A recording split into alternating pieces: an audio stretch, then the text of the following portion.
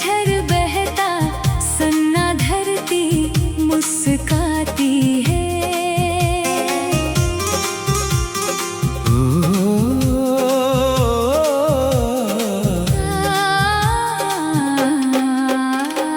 कृष्णा झरना झर झर बहता सन्ना धरती मुस्काती है।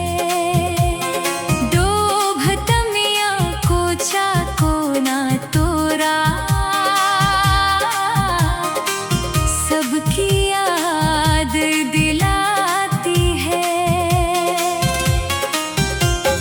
जशपुर की हरियाली में ये प्रकृति का वरदान लगे। कल कल करती इसकी धारा मन को मधुर गान लगे। कृष्णा झरना झर झर बहता सन्ना धरती मुस्काती है।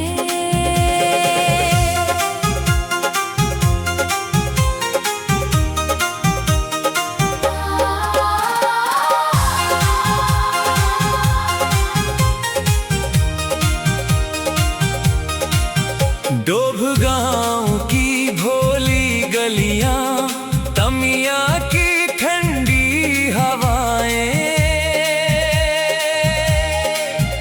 कोचा कोना की हरियाली जंगल मन को अपने पास बुलाए।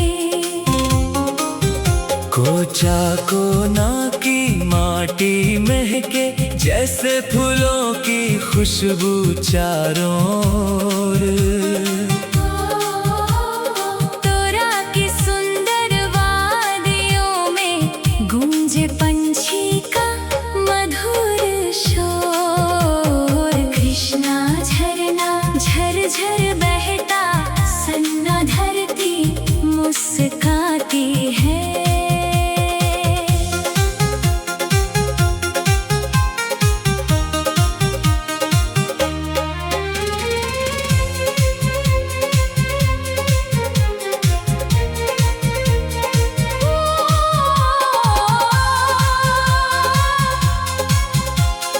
पर्वत जंगल निर्मल धारा, प्रकृति का अनुपम श्रृंगार। सन्ना क्षेत्र की सुंदरता पर हर कोई जाता बलिहार।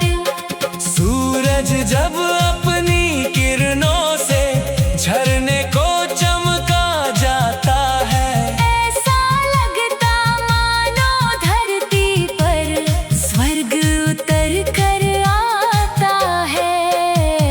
कृष्णा झरना झर झर बहता सन्ना धरती मुस्काती है।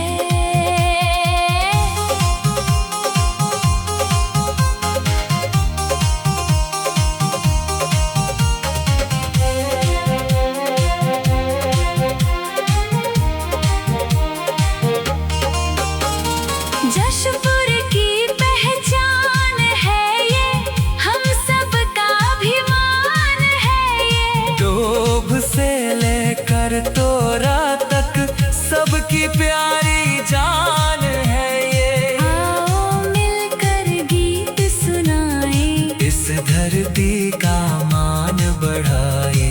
कृष्णा झरना की महिमा को दुनिया भर में हम फैलाए। कृष्णा झरना झर झर बहता सन्ना धरती मुस्काती है। झर झर बहती इसकी धारा प्रेम का संदेश सुनाती है। सन्ना डोभ तमिया कोचा कोना तोरा सबकी शान कहलाती है।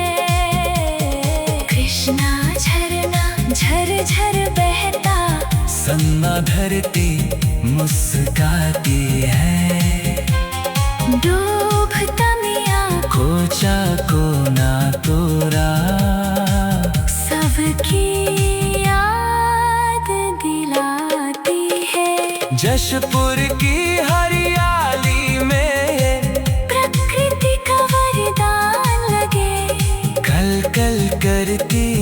की धारा मन को मधुर गान लगे।